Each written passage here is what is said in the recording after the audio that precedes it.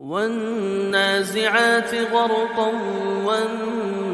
والناشطات نشطا والسابحات سبحا فالسابقات سبقا فالمدبرات أمرا يوم ترجف الراجفة تتبعها الرادفة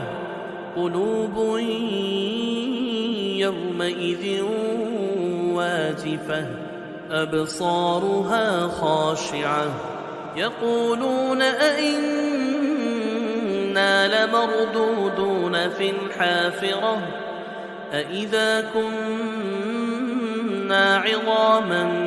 نخرة قالوا تلك إذا كرة خاسرة فإنما هي زجرة واحدة فإذا هم بالساهرة هل أتاك حديث موسى إذ ناداه ربه بالوادي المقدس طوى اذهب إلى فرعون إنه طغى فقل هل لك إلى أن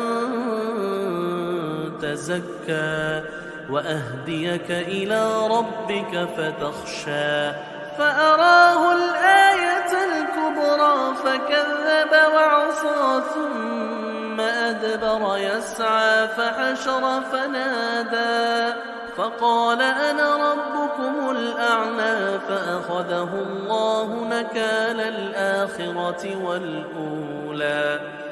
إن في ذلك لعبرة لمن يخشى أأنتم أشد خلقا أم السماء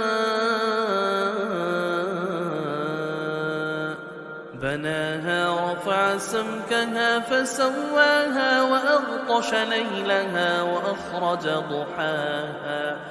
والأرض بعد ذلك دحاها أخرج منها ماءها ومرعاها والجبال أرساها متاعا لكم ولأنعامكم فإذا جاءت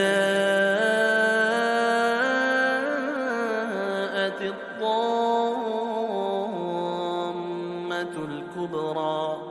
يوم يتذكر الإنسان ما سعى وبرزت الجحيم لمن يرى فأما من طغى وآثر الحياة الدنيا فإن